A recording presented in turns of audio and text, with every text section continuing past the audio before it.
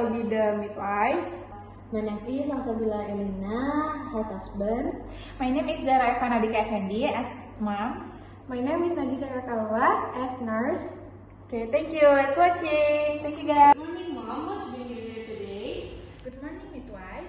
My husband and I are planning to have a baby soon, so I want to prepare everything. Nah, that's a wonderful dedication. Preparation is key. We'll focus on a healthy lifestyle, optimal nutrition, and the importance of folic acid. Okay, have you discussed your pregnancy planning with your husband? Yes, we are planning to have a baby. Excellent, Mr. R. Your emotional and physical support is vital for a stress-free pregnancy. Midwife, I've missed my period and my health test. Shall we do lights? Let's double check. Yeah, it's official. Congratulations, Mom. You're pregnant. Okay, congratulations, Mom. This is amazing news. We are so happy.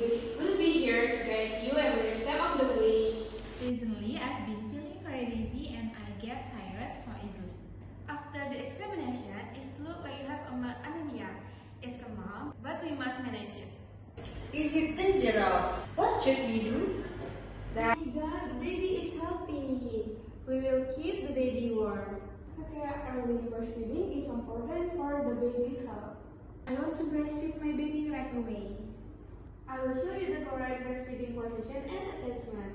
Make sure the baby's mouth cover most of area.